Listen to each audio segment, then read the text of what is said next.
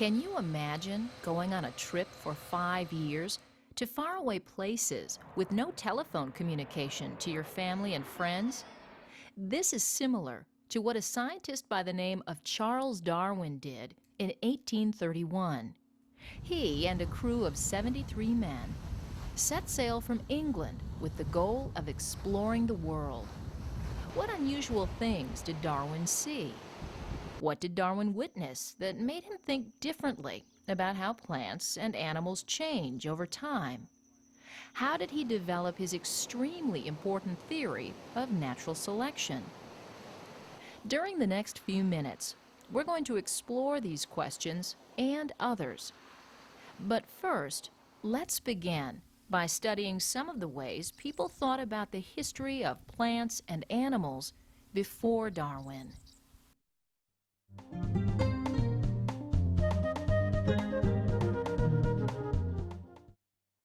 In the 17 and 1800s, scientists recognized that living things change over time. This is broadly described as the process of evolution. Most thought that traits developed or acquired by an organism during its lifetime are passed on to its offspring. Jean Lamarck was one of many scientists at that time who felt that living things possessed an internal drive, which created a desire to become better suited to their environment. For example, giraffes, during their lifetime, stretched their necks to reach leaves on trees. The giraffe's neck would grow longer as it grew older. The giraffe would then pass on the trait of a longer neck to its offspring. These ideas did not withstand the test of time and were modified by ideas brought to light in the mid-1800s.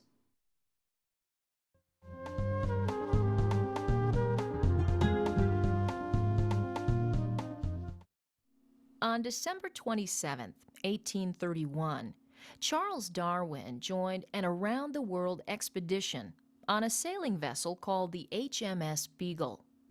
The ship was captained by Robert Fitzroy, and Darwin was his companion and expedition naturalist. This diagram illustrates the path of the HMS Beagle.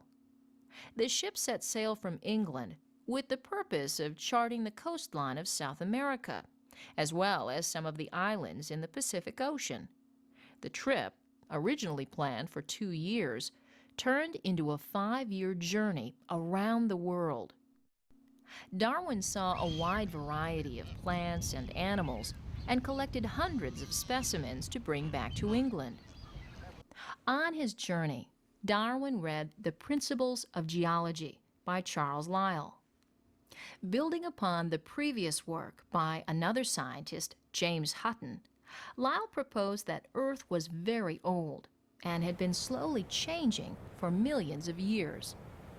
Darwin began to think that perhaps living things also changed slowly over long periods of time. In South America, Darwin found several fossils. The fossilized remains suggested that ancient animals might in some way be related to present-day living things. Darwin also visited the Galapagos Islands, a group of islands 950 kilometers off the coast of South America. Here, he observed a wide variety of plants and animals that were similar, albeit different from organisms he observed on the South American continent. Little did he realize at the time that his short visit to the Galapagos would lead to the development of ideas that would revolutionize the field of biology.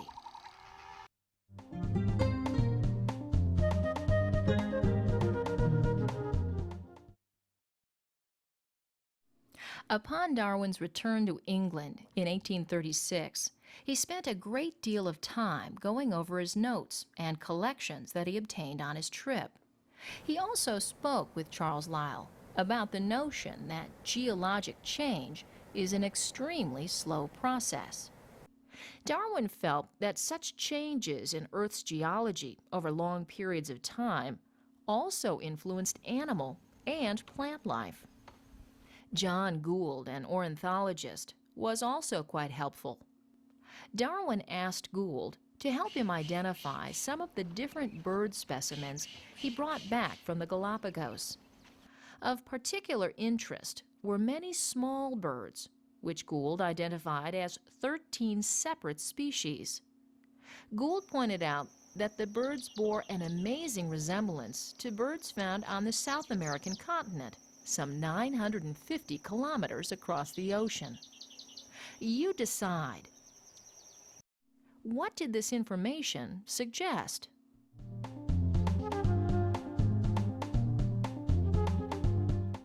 This information suggested that the 13 different types of finches on the Galapagos Islands descended from a single species of finch which originated in South America. Other evidence concerning plant life on the islands led Darwin to believe that Galapagos plants also descended from South American plants. Over the next 20 years, Darwin fleshed out what he called the theory of natural selection. The theory of natural selection has many components, which we'll discuss in a couple of minutes. From 1836 to 1858, Darwin thought a great deal about his journey. He published several papers and books and conducted many experiments while working on his monumental book, which would forever change the field of biology. In 1858, Darwin received a letter from Alfred Wallace, a young British naturalist, explaining his ideas of evolution. These were the same ideas that Darwin had developed. In a rare example of scholarly cooperation, the two men agreed to present their ideas together in 1858. A year later, in 1859, Darwin published the book that changed the field of biology, The Origin of Species by Means of Natural Selection. All copies of the book sold out in a single day. Darwin's work laid the foundation for our modern scientific understanding of evolution. What is evolution? Evolution is a change in a species over time. Let's take a closer look at Darwin's ideas.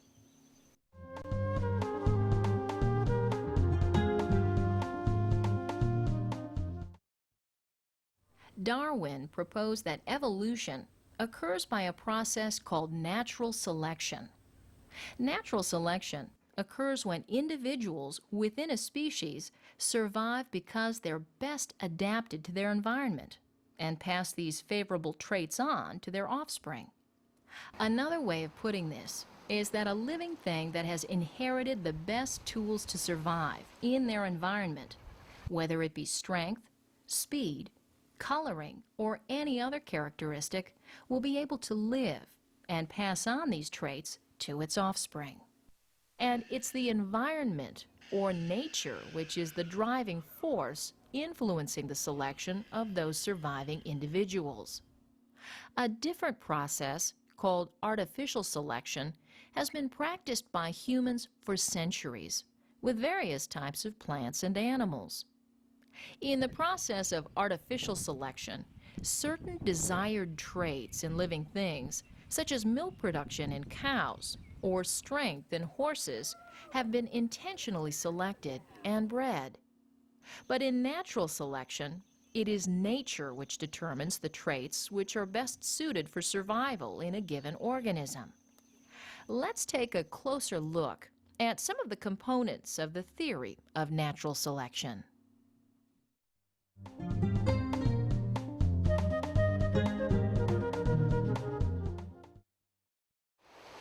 Most species produce many more offspring than can survive in nature. This is known as overproduction. Through the process of overproduction, at least some individuals will survive into adulthood. Ducks, for example, may lay 8 to 12 eggs, of which most will hatch into ducklings. But predators, competition, sickness, and other factors may cause the death of many before they reach adulthood. Dandelions are a common plant which may grow near your home. You predict. How many seeds do you think this dandelion has produced?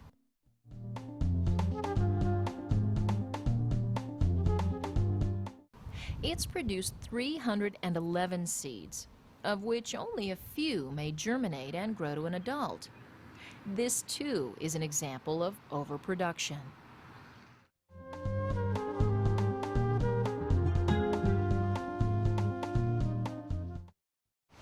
Overproduction of offspring often results in competition. Competition between members of the same species can become especially intense when resources become scarce. If food is scarce, individuals are forced to compete for food. The trout in this pond compete for a limited amount of food. Organisms, such as plants, may also compete for living space. And some living things compete for breeding partners. These male frigate birds are competing for a mate, which they're attempting to attract with their colorful displays. Individuals that are successful competitors are more likely to survive and reproduce, passing on the traits that made them successful.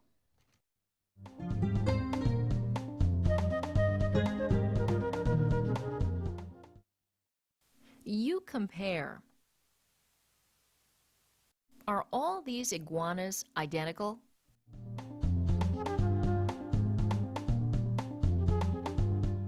While these iguanas may look exactly the same, they do vary slightly from one to the next. Some may have large claws, others may be better swimmers, and others may have stronger jaws.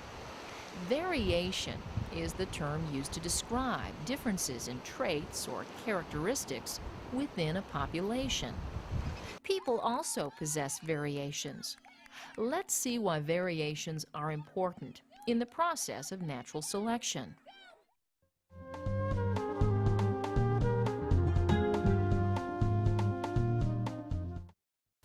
Some variations may be more helpful to an organism than others. For example, some bison may possess the variation of thicker fur. This variation is an adaptation if it helps the bison survive an especially cold winter. An adaptation is a variation that makes an organism better suited to its environment. In a famous study conducted by Rosemary and Peter Grant on this small island in the Galapagos, they observed variations in beaks within the same species of finch. Finches with a slightly larger bill were able to forage for seeds better when food became scarce during a drought. This adaptation enabled them to outcompete other finches and survive the drought. This adaptation was passed on from parent to offspring because it was encoded in the bird's genetic material. Those finches which didn't have this adaptation perished. The key to Darwin's theory of evolution is the principle of selection, or as Darwin calls it, natural selection. Darwin proposed that individual organisms with an adaptation which gives them an advantage are more likely to survive and reproduce. This adaptation is then passed on to the next generation. As this process is repeated from generation to generation, the adaptation becomes more common throughout the population. Perhaps you've heard the phrase, survival of the fittest. This phrase sums up the idea that those individuals with helpful adaptations will survive and reproduce.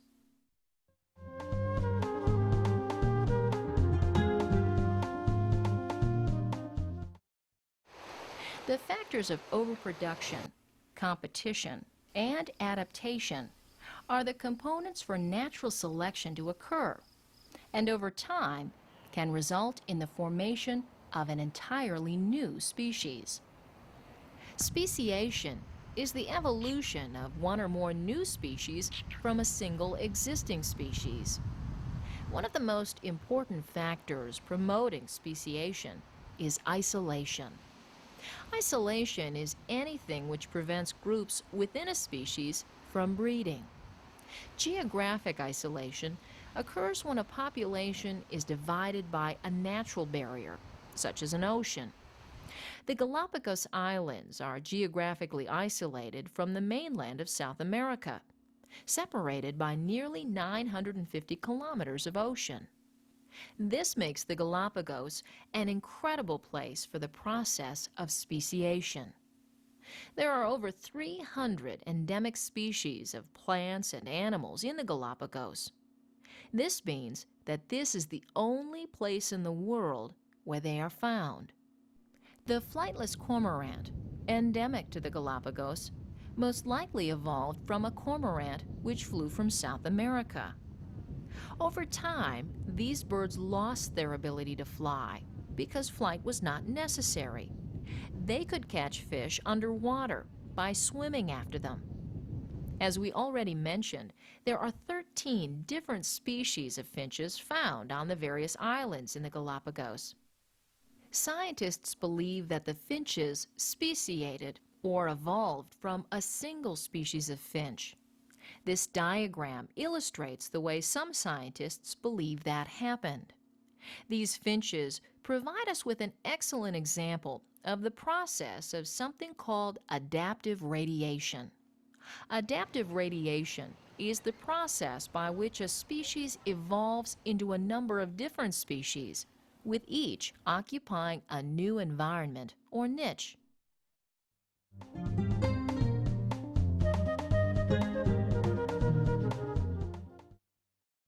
During the past few minutes, we've explored some of the fascinating highlights of the theory of natural selection. We discussed some of the things Charles Darwin discovered and learned that led him to that theory.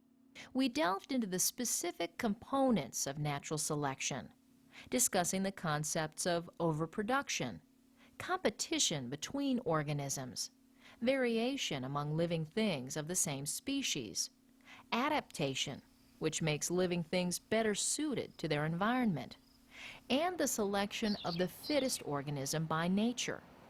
We also briefly discussed the process of speciation, in which one species gives rise to two or more species. So the next time you see an unusual plant or animal, study a fossil, or wonder why there are so many different kinds of things living on Earth, think about some of the things we discussed during the past few minutes. You just might think about natural selection and evolution a little differently.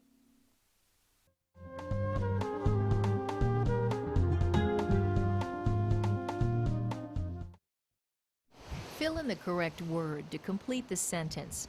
Good luck, and let's get started. Number 1. Certain fossils suggest common among animals.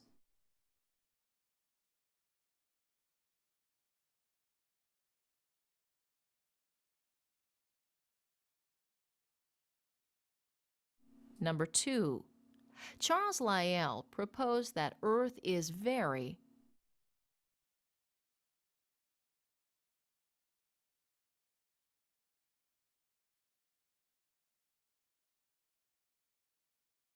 Number 3. Charles wrote The Origin of Species by Means of Natural Selection.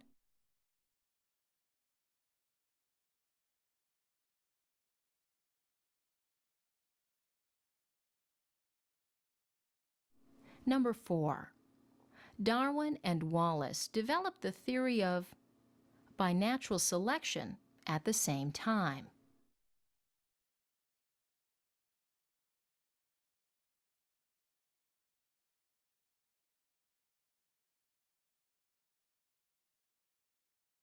Number 5. Describes the process of producing more offspring than will survive.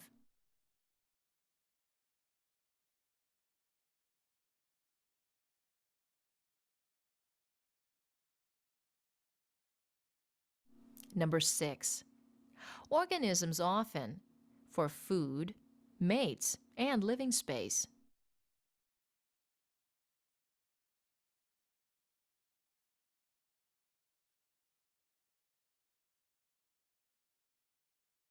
Number 7. Describes differences in traits within a population.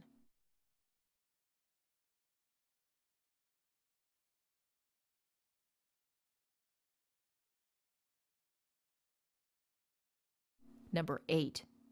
An is a variation that helps an organism survive.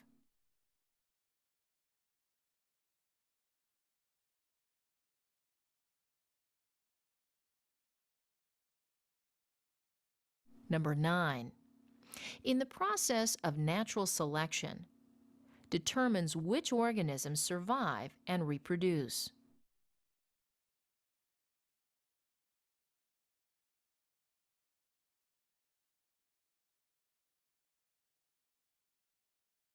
And number 10 is the evolution of one or more species from a single species.